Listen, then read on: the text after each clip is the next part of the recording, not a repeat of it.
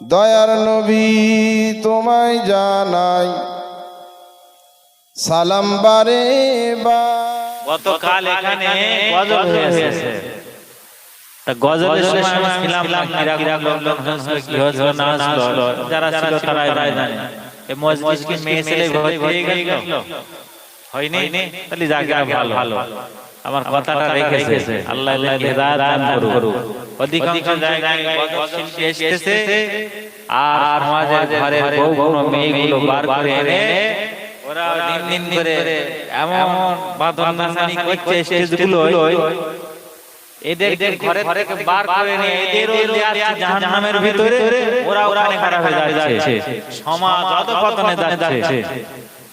আমি সমস্ত আমার যুবক ভাইদের এবং বাবুদের বলবো, সত্যিকারে যদি মাহফিলটা আমাদের বাপ মা দাদা দাদি আত্মীয় স্বজন যারা পৃথিবী ছেড়ে বিদায় নিয়ে কবরের বাসিন্দা বেড়েছেন, তাদের মাগফিরাত কল্যাণের জন্য যদি হয়ে থাকে, তাহলে আমরা সেই শান্তি কামনার জন্য এই জলসাটা দেব।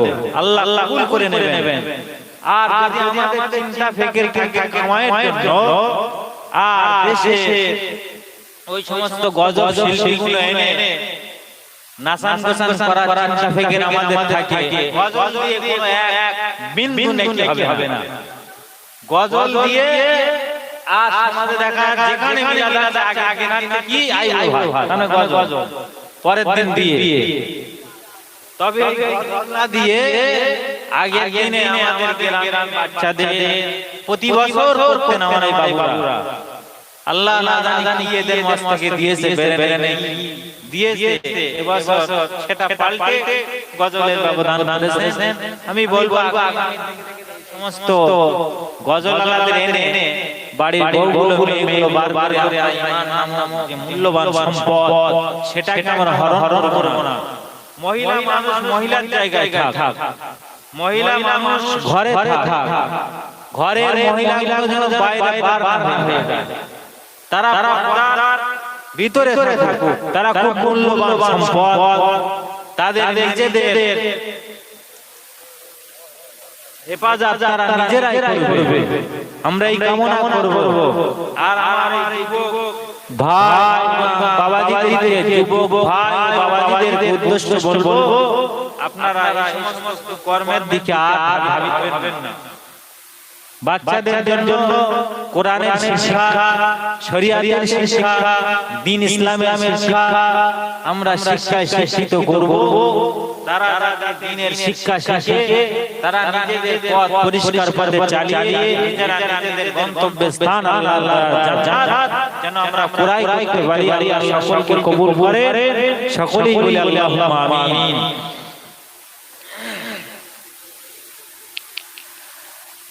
আরব দেশের জন্ম নবী আব্দুল্লাহর ঘরে,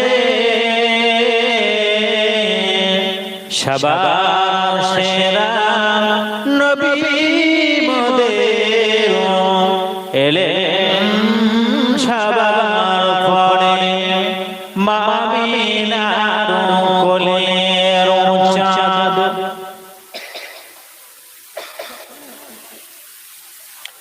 করে ঝলমল,